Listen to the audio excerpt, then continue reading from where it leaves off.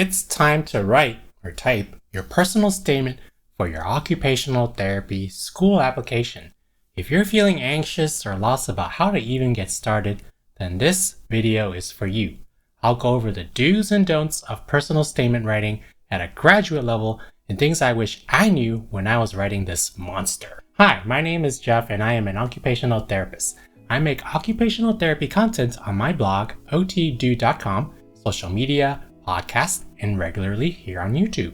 If you're interested in learning more about occupational therapy, be sure to subscribe to my channel so that you don't miss a single video. Also, check out my free resources in the description below. Let's get functional. Writing your personal statement for an occupational therapy program can be a very big step. You may have some experience with this in the past, such as writing your personal statement for your undergraduate program, but that may have been many years ago. The admissions committee will be looking for certain things that you want to address in your personal statement. This video is meant as a starting point and inspiration for you before you even type your first letter on a blank Word document. First, this needs to be said because it's the internet and I want to make sure all of you are careful before you even start your healthcare career. What I am talking about is not cheating. You probably heard this many times before, but if you're thinking about hiring someone or to have someone help you write the personal statement, I'm here to say, don't do it. You may get away with this once, but the OT program and your OT career will require that you write a lot. In school assignments, the capstone manuscript, documentation, etc. Of course, I am not judging you if you have cheated in the past, but now's the time to stop and put in your own hard work. Plus, it's something you can be proud of. Don't jeopardize your chances and ruin your future just for this one thing or in the OT school in an exam or something. You worked so hard and come so far, it's just not worth it. Why do we keep having to bring this subject up?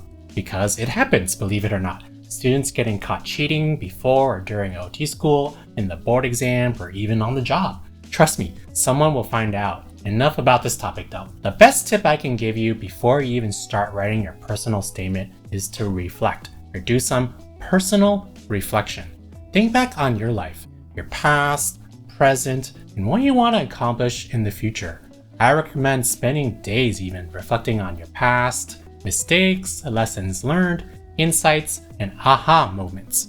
Trust me, this will make writing your personal statement much more meaningful, easy, and make your paper stand out from other applicants even because you have thought it through. Why? The admissions panel knows that all applicants want to become occupational therapists to help people. That's kind of obvious and a given, at least to me. I hope that is true for you too. Otherwise, you're getting into the wrong field, right? I have participated even in student interviews for a graduate OT program, and if I were to choose one applicant over another, it would be the one who has reflected on why they want to become an occupational therapist and they have reasons besides wanting to help people. Nurses help people, doctors help people, volunteers help people, teachers help people, but it takes a special person to become an occupational therapist. So dig deep into your heart, I know it sounds cheesy, and think about why you want to become an occupational therapist. There is no right or best answer because it all depends on you. It's very personal and unique.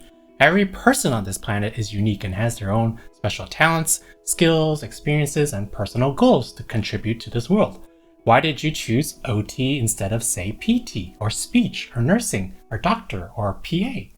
For me, I grew up in a lower socioeconomic neighborhood and surroundings, was the first to learn English in my family and go to school in my generation, and was the role model for my family. My childhood had some trauma that taught me to be resilient, to be patient, empathetic, creative, and be an advocate for my family and community by translating.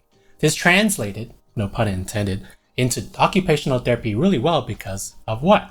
Occupational therapists advocate for their profession every single day of their life, whether they're at work, at the grocery store, dentist's office, or walking around in their neighborhood.